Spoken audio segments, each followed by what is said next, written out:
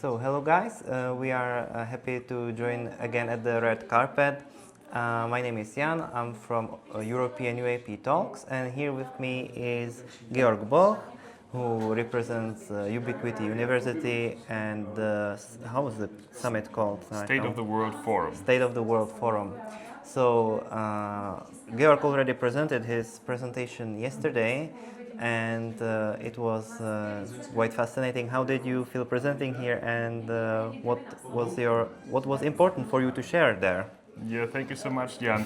It was really great being here on this conference. I especially appreciate that somehow the themes of spirituality and ufology, UAP disclosure are very naturally linked here in Czech Republic, which is not the case in other countries necessarily. I can speak for Germany, so I think that was very beautiful to see, and it also helped me to present the State of the World Forum idea, which is also about including different perspectives in different domains that are usually not necessarily connected. So that was a great place to present it here, and I felt very much in the right place at the right time. And who are you looking forward that on that event? Who's going to be talking that you're excited that he's going to be there? At the State of the World Forum? Yeah. Oh, there's so many people. We have over 40 presenters.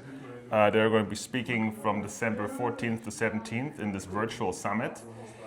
And there are many people. There are people from the UFO community like Ross Coulthard. There are people from the AI world like Deep Prasad or Jonathan Bertie. There are people that come from indigenous knowledge and people that come from the world of, psi research like Diane Hennessy Powell, who did important work for the telepathy tapes, or clairvoyant practitioners like Delia Bourgogne. And so there's so many people, it's hard to say. I'm personally most excited for people like Rupert Sheldrake to speak as well, and to for the first time connect people like Rupert Sheldrake to the UFO community. And could you describe who is Rupert Sheldrake? So Rupert Sheldrake is a rather well-known biologist, you could say, who brought forth this idea many years ago of morphogenetic fields, which is the idea that there is some kind of mechanism or function in biology that's more than just physical, like the Darwinian selection is not everything. It has to do with the idea that once a certain kind of field or idea has been produced once, it's almost as if biology can download it from the field. And he has kind of proven that in several experiments. And so it really goes into this idea that we are trying to pursue in the State of the World Forum, which is not only a UAP conference, it also wants to include new perspectives on the nature of intelligence and how the world in nature itself is intelligent, and all these different intelligences we're now kind of confronted with. Artificial intelligence, the intelligence that we find ourselves to have when we have psi capabilities that can be measured. This intelligence that's flying in the sky, these UAPs, we're not quite sure what they are, and so this is all on the table at this conference. That's right. When you were talking about the interconnections of different intelligences yesterday, I remembered one thing that I saw in some documentary or some text that was interesting for me. That there are some animals in nature, for instance, in the Amazon forest. Let's say, like imagine there's a butterfly, and it kind of has an image on itself of some predators to scare off some potential enemy of its own. And it's weird for me because that butterfly doesn't really have a way to see it itself, right? So that there must be some higher intelligence which is connected even through the evolution and stuff like that. So these interconnections of different things, which is of the intelligence of nature, right? Yes. Intelligence of artificial intelligence, which is now a big theme. Then, of course, the NHI, non-human intelligence. And the last one is... Well, if we want to call ourselves intelligent as human beings, let's just call it intelligence potential, right? That's true. But it's distinct from nature intelligence. It's like it's not about the degree, it's about the distinction, and that they're active and that we can't deny them, and that we kind of have to look at all of them at once. And that's why in the talk kind of make the point that we're like in a paradigm shift right now that can be compared to the Copernican shift, where all of a sudden Earth is not the center of the world anymore, right? That was the big move in the Copernican revolution. And now it's really clear that our human mind, our way of seeing the world, being in the world, is not central to the universe. So, and that is being hammered into us by different data points, right? By the AI world, where you can see all of a sudden, like the idea that reasoning is a uniquely human trait that's not true anymore. Like it was true maybe 5 years ago, but for people that grow up now, they will grow up in a world like my kids, where this is not the case. Like you cannot define yourself as a human being by the ability to reason, right? And at the same time, we learn through AI, like through this project I presented, this Earth Species project, that also there are many animals on this planet who are wickedly smart, just in very different ways, right? Like whales, for example, dolphins, octopus, you name it. And so if we look at what's on the table here, it's clear that we have to have a bigger stage to talk about disclosure than just UAP disclosure. It's one very important part, but it's a part we don't really have so much control on because it's so heavily determined by national security interest as a conversation. Yesterday you led a short meditation or some kind of imagination exercise about how the coherence of the different intelligences, of these intelligences we were talking about, how they could be coherent and make a bright future for the whole world. And do you have your own vision for this? Because, for instance, now the AI in some ways is very helpful, in some ways it's more disruptive. So, I mean, how can we make everything more coherent? Do you have some sense of it, some idea to it? Yeah. Well, I think I was really also inspired by Una's talk earlier here about the power of focus and coherence. And so I think coherence comes into being quite naturally if you give focus, right? If you look at all the available dimensions that are relevant to what's going on the planet. And it seems like a very, very demanding exercise that seems to be like hubristic even in nature, to say, oh, you're going to do a State of the World Forum. Who are you to do that, right? Like, who is this team to do it? First of all, we are Jim Garrison, who is basically the founder of this idea with Mikhail Gorbachev in the 90s, already did it in the 90s. But the point is that it needs to be done. It is like imperative that we do it. And by doing it, you create a focus. And naturally, the people that are already ready to talk about it come into coherence. And this is our hope, that by putting these people in the same room or having them connected to each other over the next 5 years, there will be a sense of coherence. And this idea to create this big think tank group called the Center for Planetary Intelligence is part of this coherence. Like, we don't know yet because we never had this conversation. So we have to start figuring it out. We don't have the answers, but we want to have the conversation. Yeah. Exactly. And we are here at the UFO Conference in Prague. So, of course, the main theme is the non-human intelligence, or the UFO, or the extraterrestrials. So, how do you feel about the current things happening in the whole world, about the maybe disclosure process or the ongoing conversation, which seems are getting stronger? Yeah, it's really, you've chosen the perfect weekend to do this here, right? I don't know how you managed to pull it off, but this conference exactly takes place at the weekend that Age of Disclosure is being released worldwide. And so it was really a big conversation here with many of the people I spoke to and the panelists to look at this film and kind of see how it can shift the European conversation.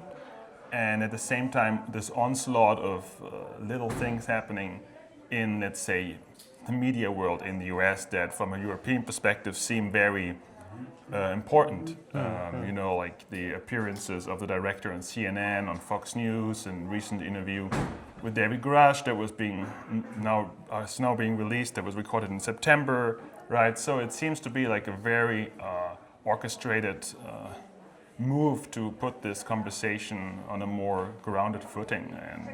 And so that, of course, has to change what's going on here in Europe. And we all watched the film, and I'm personally very excited that this film exists, in the sense that many people who are new to this world, I would recommend them watching this film first. It's very well done. But at the same time, there are certain aspects that we all know are very true about the phenomena, like the abduction, the psi contact realities that are excluded in this film, probably on purpose, which are also important to mention, right? And so it's it's a complex subject. You have to start somewhere. That's right. And what do you think about the role of Europe in the disclosure of the NHI existence or the UFO narrative and so on? When we both were at the Seoul Symposium, and I liked that somebody mentioned there that the Europe is kind of, in some way, it is doing quite good research about UFOs, UAPs. That we have some researchers in Würzburg, we have some strong researchers in the northern countries like Sweden. So, do you have something to say to this? Yeah, I don't agree. I think that's a typical case of European kind of feeling of being, well off and to be able to rest on your laurels historically. I really feel that there is no urgency in the European conversation. It doesn't seem to be any sense of the ontological shock that's imminent here. And that's why I don't have very high hopes on what's happening in Europe right now. It seems as if whatever will happen in Europe will be happening after the US has done it. As a reaction, I don't see any leadership emerging from this, and especially because I feel that in Europe there is a big hesitance to really drive home the point of the, non-human intelligence being kind of the big story here, the biologics that David Grush discusses. I think that's the big headline that is now being put on CNN and Fox for people to slowly absorb. And it's not going to get less. I mean, they're not going to roll back the history. The cat is out of the bag, and it's just going to get more and more shocking to people, I believe. And so we should do better and put this conversation on, drive this conversation. You're doing a great job with the European UAP. So it's like the first channel that you created that is about European UAP disclosure conversations, which is very much inclusive of, contact and NHI. Yeah, so. I mean, I feel quite, when I understand that many people, like yesterday, Renet was asking the audience, do you guys know something about this case? And nobody raised a hand. Or do you know something about that? And they also didn't know. And it's similar to like that, in Roswell, we have, everybody knows about Roswell, but nobody really, or most people really don't know about Magenta case, which was earlier than Roswell. So, we should keep on doing the talks and events, and let's hope that, I also agree that the disclosure and the main things will happen from USA, but maybe Europe can a bit add some sparks to to the whole conversation. Let's hope that it could work like that. No, I think it's going to have to add more than sparks. It's going to have to make a stance on this, right? That was the entire point of the European Virtual Summit that you helped me do in June, right? It was great to put all these people from the different perspectives together, and I think that's kind of the richness that's also present here in Prague, because this Czech conference is totally different from the German ones or the American ones, and everybody has their own unique perspective on the subject, and that's very beautiful and powerful, and that adds kind of texture to it. That's true. Yeah. So, and do you have any other points that you noticed at this conference we are at, and did you gain some information you didn't know before, or something you learned? Well, I'm still learning about a lot of the Czech cases, and so on and so forth. Like I said, I'm positively surprised by the amount of kind of creative expression that's present here. Oftentimes UFO conferences, they have this sense of lingering contraction, saying, oh, we're being lied to, it's a conspiracy, and here it's really about, it's the cosmic good news, and that's the vibe I'm getting here. It's more like, we're not alone, and this is basically good news. Yeah. So that's what I take home from this experience here with the CU5 kind of workshops that were being held, and so I would say it's pretty advanced what you guys are doing here in the global conversation. It's not about like, is this real, or trying to understand what happened the last 80 years. You guys are a few steps ahead, like saying, so it's real, so what, right? I would say so. I had some feedbacks here, and that's the kind of, from the people around, they were like, that they have the information, and now what should Yeah, we do about it Right. practically? So Also, I don't think. Are you guys waiting for an official announcement by the Czech president? no. Right. Our Germans are basically waiting for somebody to say this is real.